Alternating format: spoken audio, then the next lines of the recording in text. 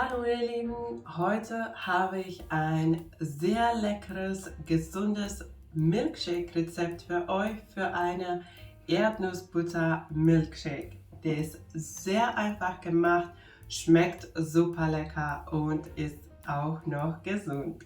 Lasst uns anfangen. Für den Erdnussbutter-Shake brauchst du eine Banane, 2 Datteln, Erdnussbutter, eine kleine Prise Salz und Milch nach deiner Wahl. Und die Zubereitung ist super einfach. Einfach alle Zutaten in den Blender geben. So, ich zerkleinere die Banane ganz bisschen. Dann je nach Größe, du kannst entweder 1 oder 2 Datteln dazugeben und auch je nach wie süß du es magst. Ich gebe 2 kleine Datteln dazu und dann eine kleine Prise Salz.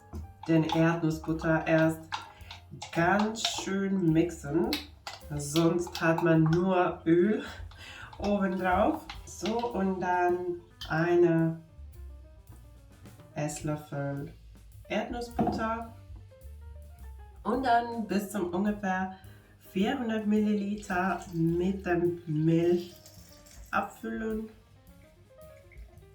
Gebe jetzt ein bisschen mehr, dann wird es ein bisschen flüssiger, aber du kannst auch ein bisschen weniger dazu geben, dann ist das cremiger.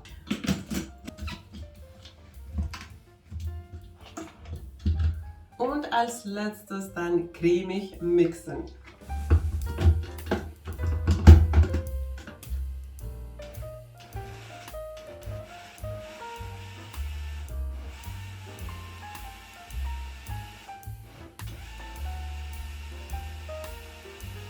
Und so in nur ein paar Minuten ist der Shake schon fertig und genussbereit.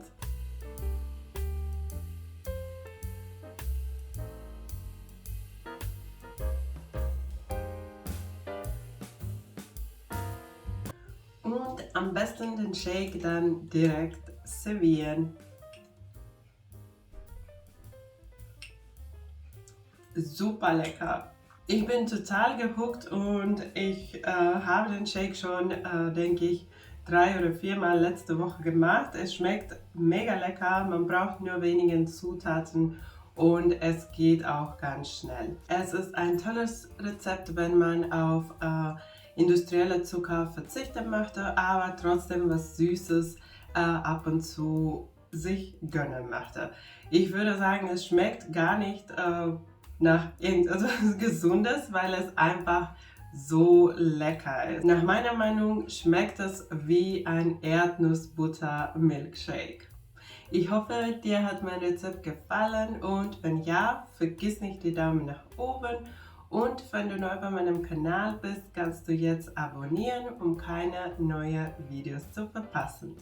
Danke, dass du dabei warst. Tschüss und bis zum nächsten Mal.